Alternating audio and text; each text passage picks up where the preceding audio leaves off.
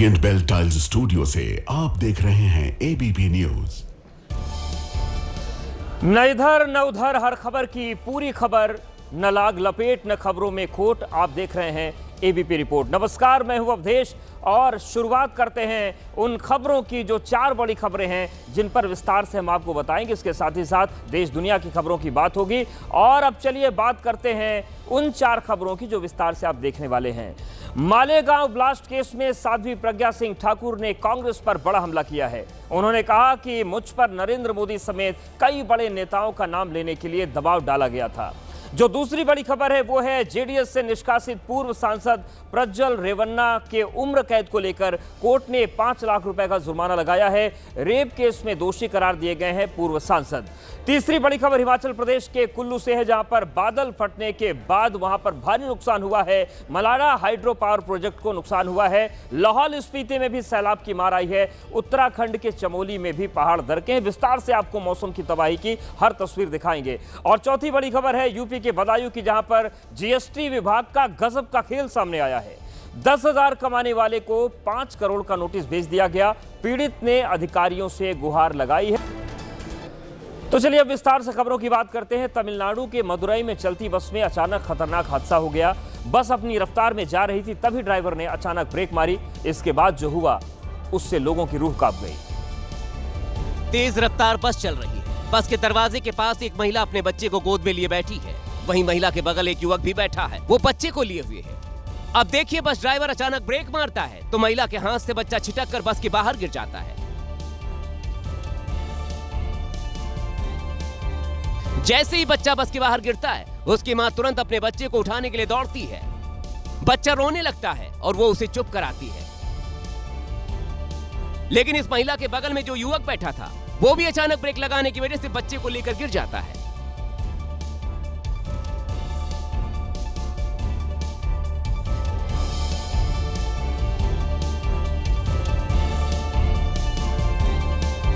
युवक के सिर और नाक पर गंभीर चोट आती है और वो लहूलुहान हो जाता है। हादसे में दोनों बच्चे मामूली रूप से घायल हुए हैं, लेकिन बस ड्राइवरों की लापरवाही से यात्रियों की सुरक्षा को लेकर सवाल भी खड़े हो रहे हैं। पंजाब के होशियारपुर में सैलाब को हल्के में लेना 2 युवकों को भारी पड़ गया, क्योंकि बारिश और बाढ़ के मौसम में जब पानी को गुस्सा आता है तो उससे दूर रहने में ही भलाई मानी जाती है।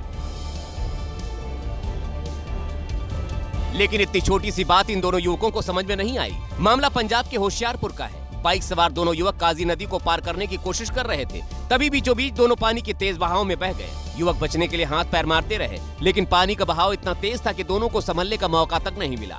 नदी पार करने से पहले इन दोनों युवकों को समझाया भी गया था, लेकिन युवक जोश में होश खो बैठे और आखिर में लेने के देने पड़ गए। बाद में किसी तरह स्थानीय लोगों ने दोनों को बचाया।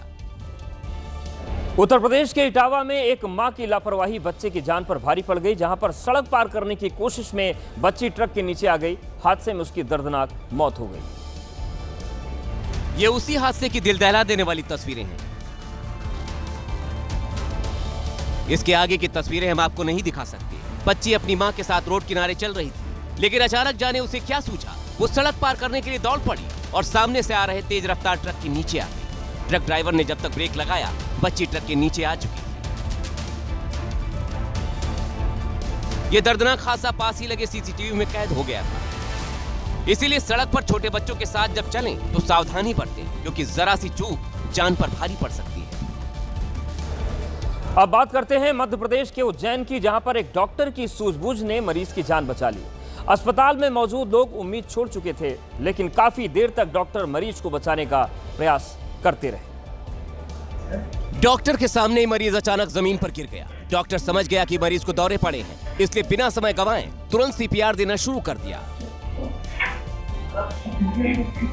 सीपीआर के बावजूद मरीज ने हलचल नहीं दिखाई। फिर मरीज को इमरजेंसी में ले जाने की तैयारियां शुरू हुई। इधर एक डॉक्टर मरीज को लगातार सीपीआर दे रहा था, तो दूसरी ओर कर्मचारी तेजी से स्ट्रेचर लेकर आए। डॉक्टर तुरंत मरीज को लेकर इमरजेंसी वार्ड में भागा और वहां भी सीपीआर देना जारी रखा। दूसरी ओर मेडिकल स्टाफ ने चेस्ट कंप्रेसर की व्यवस्था की और फिर डॉक्टर उसके जरिए जान बचाने में जुट गया। डॉक्टर लगातार करीब 1 मिनट तक ऐसे ही सीपीआर देता रहा और आखिरकार मरीज की जान बच गई। सीने में दर्द की शिकायत के बाद ये मरीज अस्पताल पहुंचा था, जहां पर उसे हार्ट अटैक आ गया था। राजस्थान की राजधानी जयपुर से एक डराने वाली तस्वीर सामने आई है जब राजस्थान विश्वविद्यालय की कैंटीन का पंखा गिर गया। जिस वक्त पंखा गिरा, एक युवक पंखे के नीचे ही बैठा हुआ था।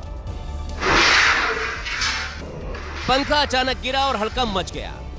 उस वक्त विश्वविद्यालय में भीड़ थी। सीसीटीवी में 2 लोग काउंटर पर बात करते दिखाई दिए। घटना के चंद सेकंड पहले वहां से एक युवक निकला और तभी छत से पंखा टूटकर नीचे गिर गया। चहलकदमी कर रहा छात्र तो किस्मत से बच गया, लेकिन कुर्सी पर बैठा छात्र इसकी चपेट में आ गया। पंखे का एक हिस्सा सीधे छात्र के कंधे को टकराता हुआ नीचे गिरा। वो तो भला हो कि पंखा छात्र के सिर पर नहीं गिरा।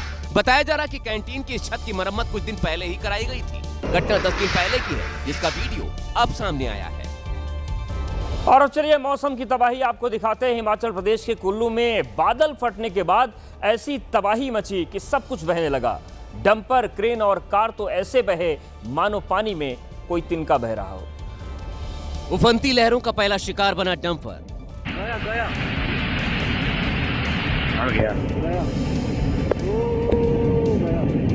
लहरें डंपर को नदी में ऐसे बहा ले गई जैसे कोई पत्ता। मलाड़ा गांव में खतरे से अलर्ट करने वाले सायरन बजने लगे, लेकिन जब तक लोग संभल पाते उससे पहले ही सफेद रंग की बोलेरो भी नदी में धड़ाम से गिरी और बहती चली गई। इसके बाद भारी भरकम क्रेन भी पलट गई और नदी में बह गई। कहां, कुछ पता नहीं चला। इस खौफनाक मंजर को जिसने भी देखा वो ऊपर से नीचे तक सहम गया। मलाड़ा में आए फ्लैश फ्लड की वजह से हाइड्रो पावर प्रोजेक्ट डैम की दीवार टूट गई। डैम की दीवारों पर दरार पड़ गई और जो गाड़ियां और मशीनें सैलाब में बह गई थी वो भी वहां पर कबाड़ की तरह पड़ी हुई दिखाई दी। आप देखिए, ये फ्लैश फ्लड की तस्वीर हम आपको दिखा रहे हैं किस तरीके से तबाही बची है।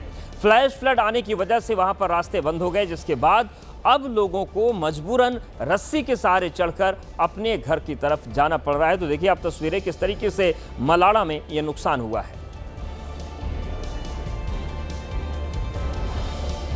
पावर प्रोजेक्ट का क्या हाल हुआ है फ्लैश फ्लड की वजह से, बादल फटने की वजह से, ये हम अंदाज़ा लगा सकते हैं। नुकसान हुआ है पूरा का पूरा। जो हाइडल पावर प्रोजेक्ट है वो जो है वो तबाह हो गया। इससे ऊपर मलाना 2 हाइडल पावर प्रोजेक्ट है, उसको भी नुकसान हुआ है। कुल्लू की बात करते हैं। कुल्लू में लहरों का कोहराम यही नहीं थमा। कुल्लू को मलाना से जोड़ने वाला जो रास्ता है वो सैलाब की चपेट में आ गया और उसके बाद वहां पर जो मंजर नजर आया उसे देखकर आप भी हैरान रह जाएंगे। पहले नदी का जलस्तर बढ़ा और 10 मिनट के अंदर पानी पुल को छूने लगा। लहरों ने पुल पर ऐसा प्रहार किया कि पुल एक तरफ से टूटा और नदी में गिर गया। वाह भाई, गया, चला गया भाई, पुल ही डूब गया। कुछ ही मिनट के भीतर पुल कागज की नाव की तरह नदी में बह गया और समा गया। वाह भाई, गया। पुल बह जाने की वजह से बलाधी गांव को जाने वाला एकमात्र रास्ता भी बंद हो गया। तो मौसम विभाग ने चेतावनी दी है कि 5 अगस्त तक हिमाचल प्रदेश में मौसम ऐसा ही रहेगा, जमकर बारिश होगी। और मौसम विभाग की चेतावनी आते ही लोग अलर्ट हो गए हैं। अब उनके सामने सवाल यह है कि जिनके घर पहाड़ों पर बने हैं वो आखिर कहां जाएं? और मंडी जिले के थलौट में तो एक भारी भरकम चट्टान घर के ऊपर गिरी तो पूरा का पूरा घर ही नेस्तनाबूद हो गया।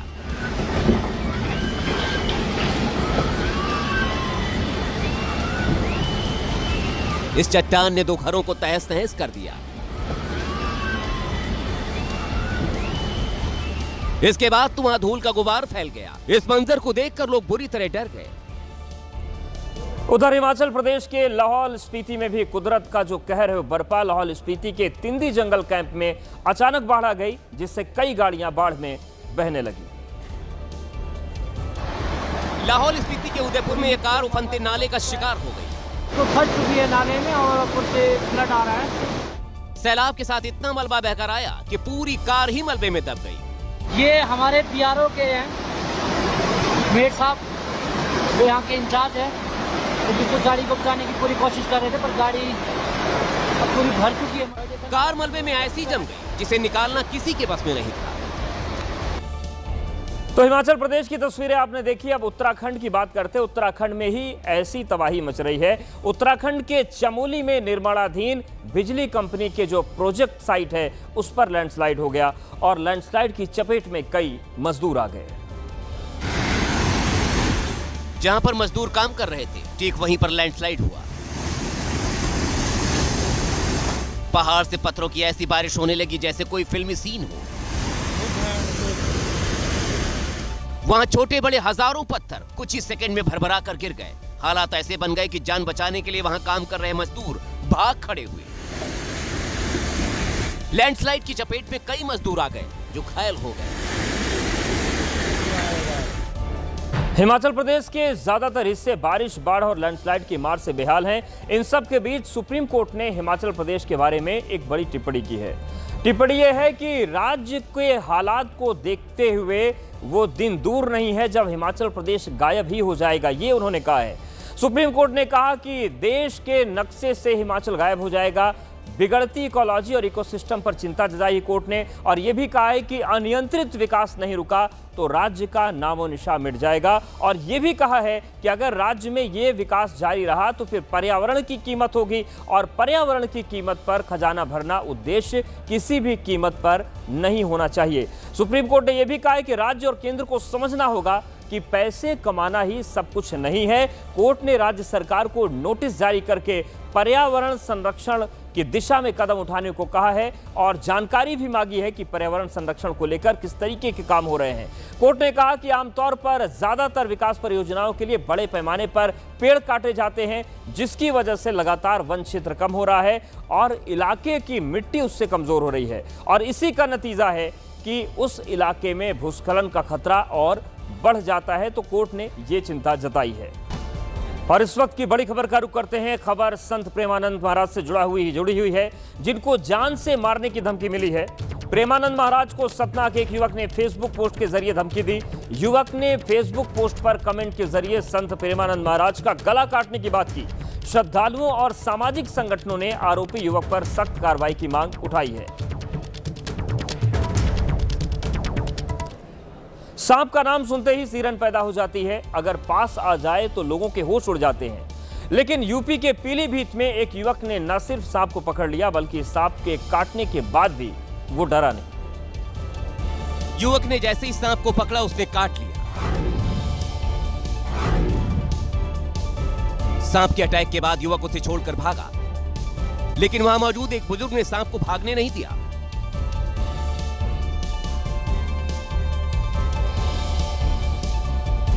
लेकिन दिलेरी देखिए, सांप के जहर को फैलने से रोकने के इंतजाम के बाद युवक फिर सांप को पकड़ने पहुंच गया।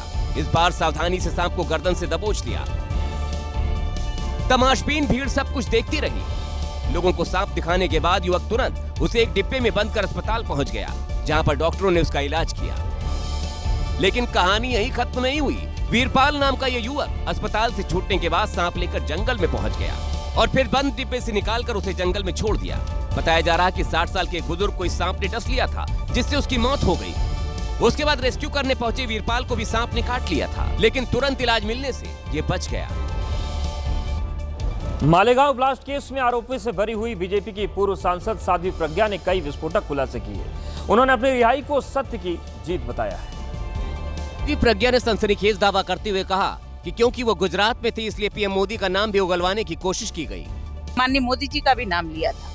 मुझे मैं गुजरात में रहती थी इसलिए उन्होंने मोदी जी का भी नाम मुझसे कहलवाने का प्रयास किया। साध्वी प्रज्ञा ने दावा किया कि कई हिंदुवादी नेताओं के अलावा आरएसएस प्रमुख का नाम लेने का भी दबाव बनाया गया। उसमें सभी के नाम आए हैं, मैंने लिखित में सब दिया है। माननीय योगी जी का है, माननीय मोहन भागवत जी का है, माननीय सुदर्शन जी का है और इंद्रेश जी का है। साध्वी प्रज्ञा ने यह आरोप परमवीर सिंह पर लगाए, जो उन दिनों मालेगांव ब्लास्ट की जांच कर रहे थे। और इस वक्त बड़ी खबर आ रही है अमरनाथ यात्रा से जुड़ी हुई। अमरनाथ यात्रा आम यात्रियों के लिए बंद कर दी गई है। पहले यात्रा को 3 अगस्त तक स्थगित किया गया था, लेकिन अब प्रशासन ने 9 अगस्त तक यात्रा को बंद करने का आदेश दिया है। 9 अगस्त रक्षाबंधन के दिन अमरनाथ यात्रा का समापन हो जाएगा। हालांकि 4 अगस्त को छड़ी मुबारक के साथ यात्रा में साधु संत शामिल हो सकेंगे, लेकिन आम यात्री जो हैं उनके लिए यात्रा रोकी गई है। प्रशासन ने यह फैसला भारी भूस्खलन की वजह से लिया है। तो ये बड़ी खबर है अमरनाथ यात्रा को लेकर और बड़ी खबर यह है कि आम यात्रियों के लिए यात्रा बंद कर दी गई। हालांकि छड़ी मुबारक के साथ 4 अगस्त को जो साधु संत हैं वो इसमें जा सकेंगे। अस्पतालों में कैसे लापरवाही हो सकती है इसका अंदाजा लगाना मुश्किल होता है। महाराष्ट्र के नांदेड़ से आए वीडियो को देखने के बाद आप भी कहेंगे कि कोई अस्पताल इतनी लापरवाही आखिर कैसे कर सकता है। महिला मरीज बेड पर लेटी थी और उसके ऊपर चूहा दौड़ रहा था। मरीज को इस बात का पता भी नहीं था कि उसके ऊपर कोई चूहा रेंग रहा है। ये वीडियो नांदेड़ के एक ग्रामीण अस्पताल का है। इस अस्पताल में मरीजों से ज्यादा चूहे दिखे। ये दावा हवाई नहीं, बल्कि आप खुद इस वीडियो को देख लीजिए। एक चूहा चप्पल के नीचे से भागा, दूसरा चूहा वहीं घूमता रहा, तीसरा चूहा भी मरीजों के बेड के नीचे बेखौफ दिखा और चौथा चूहा तो बेड पर पड़ी महिला के ऊपर ही टहल रहा था। लेकिन अस्पताल प्रशासन को इसकी कोई फिक्र नहीं थी, इसलिए मरीज के एक परिजन ने वीडियो बनाकर नांदेड़ के इस अस्पताल की व्यवस्थाओं की सच्चाई सबके सामने ला दी।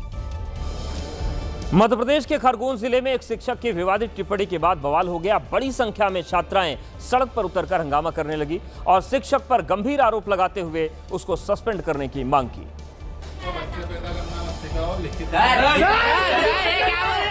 शिक्षक के इस बयान के बाद छात्र छात्राएं आक्रोशित हो गए। इस बयान से आहत छात्राओं ने हंगामा शुरू कर दिया और शुक्रवार देर शाम सड़क पर उतर गए।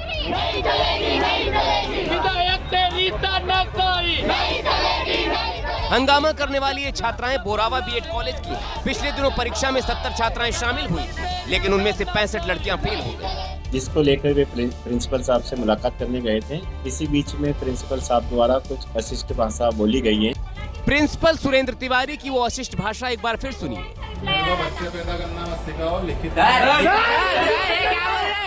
इस टिप्पणी के खिलाफ प्रदर्शन कर रहे छात्र छात्राओं ने चिताया कि अगर प्रिंसिपल सुरेंद्र तिवारी के खिलाफ निलंबन की कार्रवाई के साथ साथ दोबारा बीएड की कॉपी की जांच नहीं हुई तो वो बड़ा आंदोलन करेंगे। और अब बात करते हैं बिहार की। बिहार में जारी वोटर वेरिफिकेशन के ड्राफ्ट पर आरजेडी नेता तेजस्वी यादव ने बड़ा दावा किया है।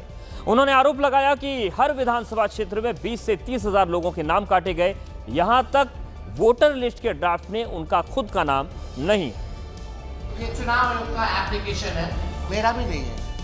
हम चुनाव कैसे लड़ेंगे? वहीं चुनाव आयोग ने तेजस्वी यादव के इन आरोपों को गलत करार दिया। उन्होंने बताया कि वोटर लिस्ट ड्राफ्ट में 416 नंबर पर तेजस्वी यादव का नाम दर्ज है। इस बीच बीजेपी नेता अमित मालवीय ने ट्वीट कर तेजस्वी यादव पर जनता को गुमराह करने का आरोप लगाया। ये भी कपटी है, बिल्कुल राहुल गांधी की तरह ही। वहीं वोटर लिस्ट ड्राफ्ट में नाम सामने आने पर तेजस्वी यादव ने EPIC नंबर बदलने पर सवाल उठा दिए। अगर मेरा बदल सकता है तो ऐसे कितने लोगों का EPIC नंबर बदला होगा? दरअसल प्रेस कॉन्फ्रेंस में Tejashwi Yadav EPIC number RAB 2916120 के जरिए वोटर लिस्ट ड्राफ्ट में अपना नाम ढूंढ रहे थे, जबकि ड्राफ्ट लिस्ट में उनके नाम के साथ दर्ज जो EPIC नंबर है वो है RAB 0456228, जिसे लेकर अब सियासी पारा चढ़ने लगा है। और इस वक्त बड़ी खबर आ रही है, तेजस्वी यादव के आरोपों पर चुनाव आयोग ने जवाब दिया है। चुनाव आयोग ने कहा है कि हमें यह समझ नहीं आ रहा कि तेजस्वी लगातार निराधार आरोप क्यों लगा रहे हैं कि उनका नाम वोटर लिस्ट में नहीं है। चुनाव आयोग ने यह भी कहा है कि पिछले 24 घंटे में किसी पार्टी ने आपत्ति नहीं जताई। आपत्ति दर्ज कराने के लिए 1 सितंबर तक का समय है। तो तेजस्वी यादव ने जिस तरीके से ड्राफ्ट को लेकर आरोप लगाए थे, उस पर चुनाव आयोग ने भी अपनी बात सामने रख दी है। आपने विरोध प्रदर्शन तरह तरह के देखे होंगे, लेकिन तेलंगाना के भूपालपल्ली जिले से विरोध प्रदर्शन की जो तस्वीर आई है, उसे देखकर आप भी हैरान रह जाएंगे। ये खुला विधायक के कैंप ऑफिस का गेट और परिसर में एक साथ घुस गई 15 भैंस और आवास में तैनात सुरक्षाकर्मी देखता रह गया। विधायक के घर भैंस लेकर पहुंचने वाले थे डेयरी चलाने वाले किसान कुरकुला ओधेलू, उनकी पत्नी ललिता और उनका एक सहयोगी। ये आवास है भूपालपल्ली से कांग्रेस विधायक कंद्रा सत्यनारायण राव का और उनके घर अपना विरोध जताने किसान के साथ थी उनकी 15 सबसे वफादार समर्थक यानी उनकी भैंसें। दरअसल विधायक के कैंप ऑफिस के ठीक सामने कुरकुला ओधेलू का तबेला है, जहां से वो डेयरी चलाते हैं। कुरकुला का आरोप है कि विधायक के इशारे पर उनके समर्थकों और नगर निगम ने उनके तबेले को गिरा दिया, जिससे उनके घरवाले और मवेशी सड़क पर आ गए। प्रशासन ने केवल भरोसा दिया, कोई कार्रवाई नहीं की। उत्तर प्रदेश के मेरठ में रेलवे स्टेशन पर उस वक्त हड़कंप मच गया जब एक युवक कार लेकर रेलवे प्लेटफॉर्म पर पहुंच गया। युवक की स्टंटबाजी ने रेलवे स्टाफ के हाथ पांव फुला दिए। दरअसल एक तरफ ट्रेन गुजर रही थी और दूसरी तरफ प्लेटफॉर्म पर कार खड़ी थी। प्लेटफॉर्म पर अचानक आई कार देख वहां मौजूद हर एक शख्स हैरान रह गया। क्योंकि युवक प्लेटफॉर्म पर ऐसे कार चला रहा था जैसे रोड पर चला रहा हो।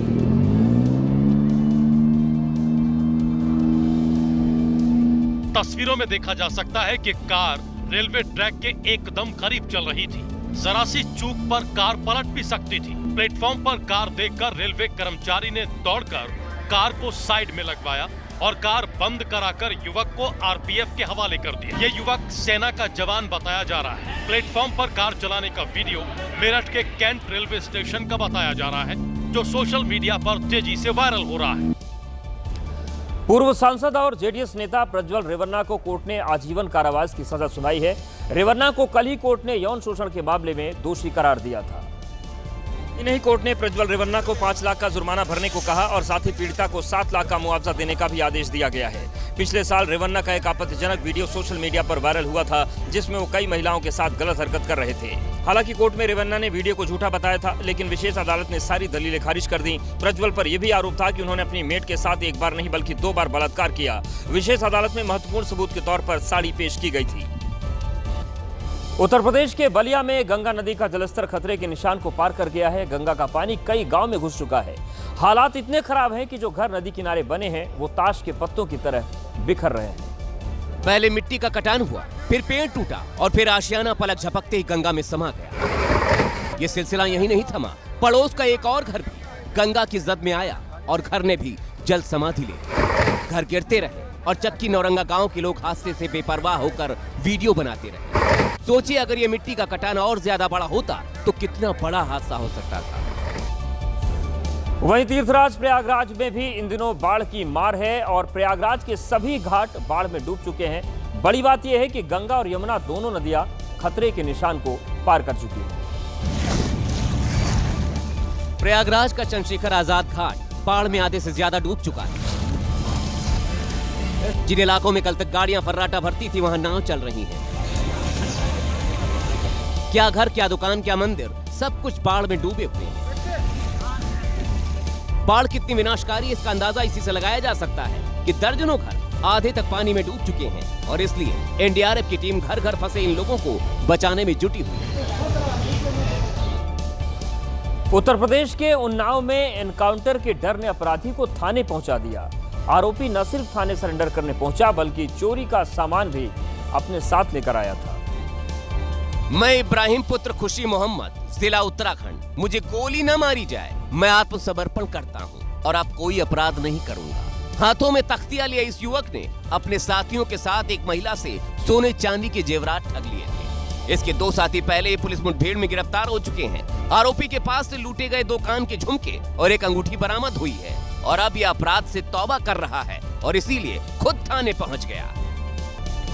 उत्तर प्रदेश के गोरखपुर में वकीलों और मजदूरों के बीच भिड़ंत हो गई, जिसके बाद वकीलों ने हंगामा शुरू कर दिया। वकीलों का आरोप है कि उनके साथ मारपीट की गई। गोरखपुर के कलेक्ट्रेट परिसर में ऐसे ही कई घंटे हंगामा चलता रहा। बताया जा रहा है कि मजदूरों और वकीलों के बीच कहासुनी मारपीट में तब्दील हो गई। वकीलों ने रास्ते में लगे टीन शेड को तोड़ दिया, जेसीबी पर पत्थर चलाए। वकीलों का कहना था कि उन्हें अंदर जाने से रोका जा रहा है। विरोध करने पर ठेकेदार और उसके मजदूरों ने उनके साथ मारपीट की। दरअसल कलेक्ट्रेट परिसर में कंस्ट्रक्शन के काम के दौरान बैरिकेड लगाए गए हैं और वकीलों ने परिसर में अंदर जाने के लिए कुछ बैरिकेड हटाने को कहा। इसी बात को लेकर पहले कहासुनी हुई और बात बढ़ते बढ़ते मारपीट तक पहुंच गई।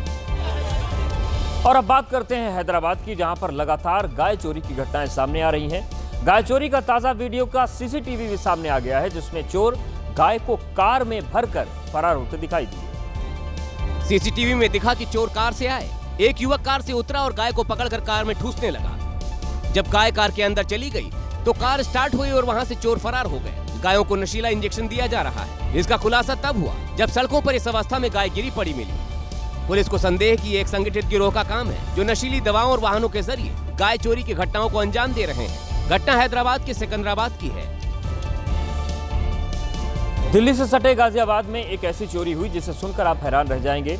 सीसीटीवी में कैद इस चोरी में चोर हीरे जेवरात या फिर कोई महंगा सामान नहीं, बल्कि नाले के ऊपर लगी लोहे की जालियां चुरा कर ले गए।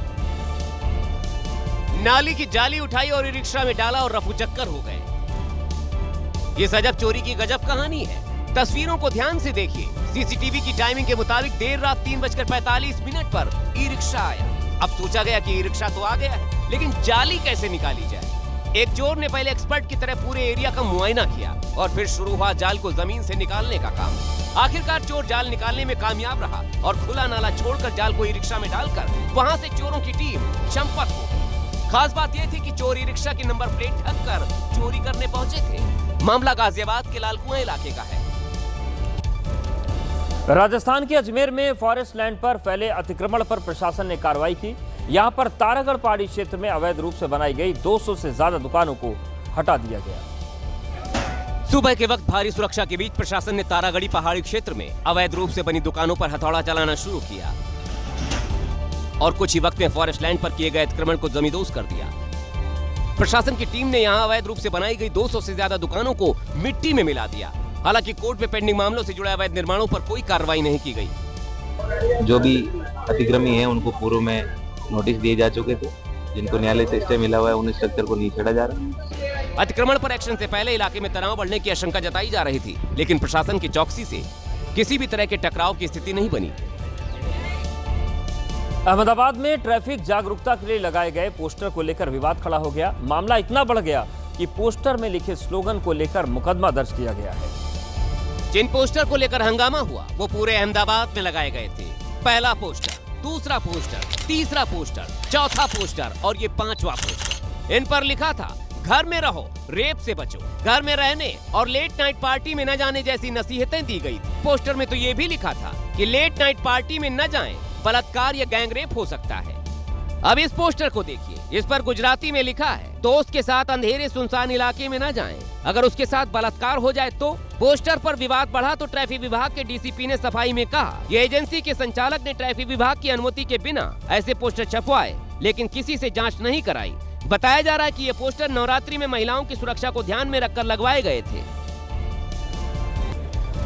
भारत और अमेरिका के राष्ट्रपति डोनाल्ड ट्रंप के डेड इकोनॉमी वाले बयान पर प्रधानमंत्री नरेंद्र मोदी ने वाराणसी से कड़ा संदेश दिया और देशवासियों को स्वदेशी का संकल्प याद दिलाया। यूं तो प्रधानमंत्री नरेंद्र मोदी ने किसी देश का नाम नहीं लिया। उन्होंने कहा मौजूदा वक्त में वैश्विक अर्थव्यवस्था आशंकाओं से गुजर रही है और सभी देश अपने अपने हित पर फोकस कर रहे हैं। ऐसे में भारत को भी अपने हितों के लिए सजग रहना होगा। प्रधानमंत्री ने देशवासियों को स्वदेशी का मंत्र दिया। अब हम कुछ भी खरीदे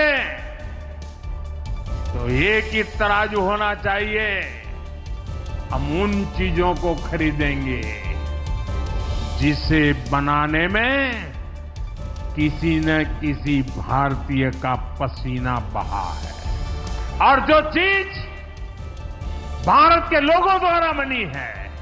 प्रधानमंत्री नरेंद्र मोदी ने इस संकल्प को साकार करने में दूसरे दलों से भी सार्थक भूमिका निभाने की अपील की। प्रधानमंत्री ने vocal for local, make in India जैसे नारों को व्यवहारिक जीवन का हिस्सा बनाने पर भी जोर दिया। उत्तर प्रदेश के बदायूं में जीएसटी विभाग का भेजा एक नोटिस चर्चा का विषय बना हुआ है, क्योंकि 10,000 महीना कमाने वाले रामबाबू को करीब 5 करोड़ के जीएसटी का नोटिस भेजा गया है। जैसे ही नोटिस मिला पूरे परिवार के होश उड़ गए। हालांकि पहले लगा कि किसी ने उनके साथ मजाक किया है, लेकिन नोटिस को जब ध्यान से पढ़ा गया तो साफ साफ 4 करोड़ 92 लाख रुपए की रिकवरी की बात लिखी थी। मेरे साथ धोखाधड़ी हुई है तो इसमें मेरे 4 करोड़ के आसपास कुछ रिकवरी दिखाई है। दरअसल जब रिकवरी का नोटिस लेकर रामबाबू जीएसटी ऑफिस पहुंचे तो उन्होंने अपनी आपबीती सुनाई, जिसके बाद जीएसटी विभाग के अधिकारी भी दंग रह गए।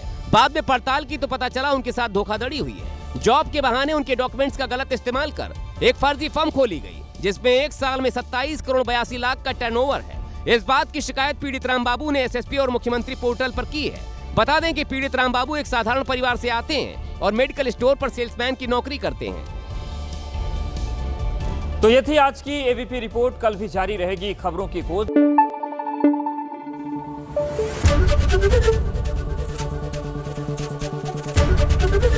एबीपी न्यूज आपको रखे आगे।